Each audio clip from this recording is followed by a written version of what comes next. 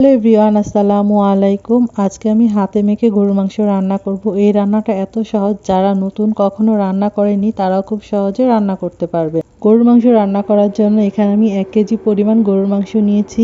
এবার যে প্যানে রান্না করব সেই প্যানটাই নিয়ে নিব। এখানে আমি 3টি মিডিয়াম সাইজের পেঁয়াজ কেটে নিয়েছি। এরপর এখানে আদা রসুন পেস্ট দিয়ে দিয়েছি। তারপর এখানে হাফ চা চামচ হলুদ গুঁড়ো, সামান্য ধনিয়া গুঁড়ো, 1 চা চামচের মতো মরিচের গুঁড়ো।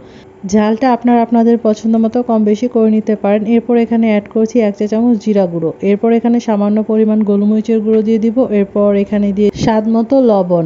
এবার এখানে তেজপাতা, এলাচি, লবঙ্গ, গোলমরিচ, স্টার মশলা এখানে পুরোটুকু দিব না, অল্প একটু দিয়েছি, আর দিয়েছি দারচিনি।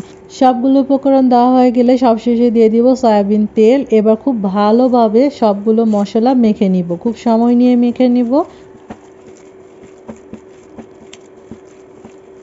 এই তো আমার মশলাটা মাখা হয়ে গেছে, দেখুন কতটা লোভনীয় লাগছে। এবার আমি এখানে মাংস অ্যাড করব।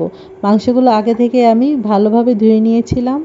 এবার মাংসগুলো মশলার সাথে মিশিয়ে নেব, আর খুব ভালোভাবে মশলার সাথে মাংসগুলোকে মাখিয়ে নেব। যেহেতু আজকে আমি হাতে মেখে গরুর মাংস রান্না করব, তার জন্য এই মাখানোর প্রসেসিংটা খুব ভালোভাবে করতে হবে।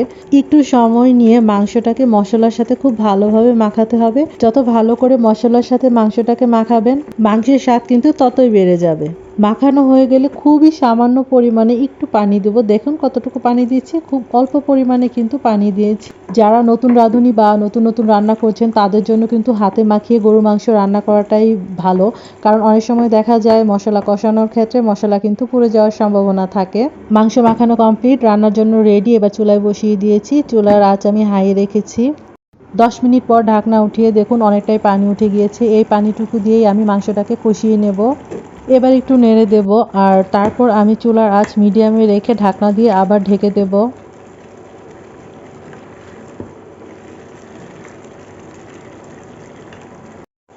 30 মিনিট পর ঢাকনাটা উঠিয়ে নিচ্ছি, আর পানি অনেকটাই টেনে এসেছে। এর মাঝেও কিন্তু আমি চেক করেছি নিচে লেগে গিয়েছে কিনা, তার জন্য। এবার মাংসটা অনেকটাই কষিয়ে এসেছে।